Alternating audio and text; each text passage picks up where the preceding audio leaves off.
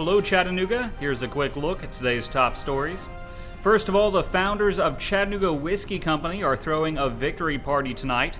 They're celebrating the recent passing of a bill by Tennessee lawmakers that allows Chattanooga whiskey to be made in Hamilton County. More than 3,000 people have signed up to attend the party at the company's future distillery on Fort Street. General admission is free and the party starts at 6:30 p.m. Next up, while the idea is to provide decent housing to low-income families at an affordable price, Patten Towers residents insist that reality is nothing like that. The residents report that private management companies, paid primarily with taxpayer cash, have raked in millions of dollars while deferring maintenance on necessities like air conditioning and elevators. While the building generates an estimated $140,000 per month in rent, residents say an elevator is often out of service. When the air conditioning goes out, it stays out for a week, and when the laundry room roof began leaking, they had to wait 9 months to wash their clothes on site. And despite this week's fire that left the entire building's elderly and disabled residents temporarily homeless, building owner PK Management told residents that they expect rent checks as usual. Chattanooga officials skipped a morning news conference at the shelter, and Mayor Andy Burke is not answering questions about the city's handling of the emergency. It may be several more days before residents are allowed back in the towers, even on a temporary basis.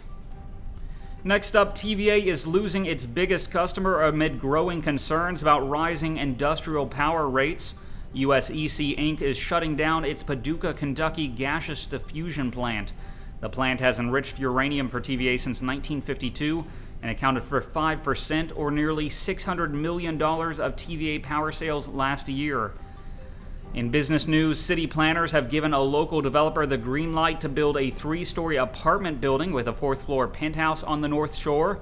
The $3.5 million complex will have 36 units, as well as space for 2 offices on the ground floor. A preliminary autopsy has ruled suicide as the cause of death for a Ringgold mother of 3 who fell off a 100-foot cliff in Cloudland Canyon State Park. Authorities say they believe Heather Harlan climbed over a fence, passed a warning sign, and jumped on May 18th. A McMinn County man allegedly ate pot during a traffic stop.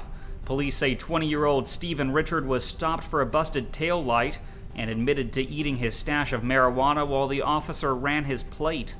He also admitted to having his 7-month-old daughter in the car while smoking the drugs. Authorities say an inmate in Dade County stole a county vehicle and led a police chase to Dade, Tennessee, before he hid an officer's patrol car and was caught. No officers were injured in the pursuit, and inmate Walter Gann is now back behind bars.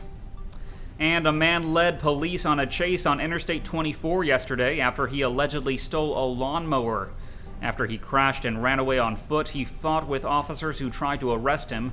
40-year-old Lovell Leitner now has a court date set for June 18th. Turning to weather, today will be partly sunny with isolated showers and thunderstorms between noon and midnight. The high will be near 87 degrees, and the low tonight will be around 67. I'm Harrison Keeley. For more on these stories and updates throughout the day, follow us on Facebook and visit timesfreepress.com.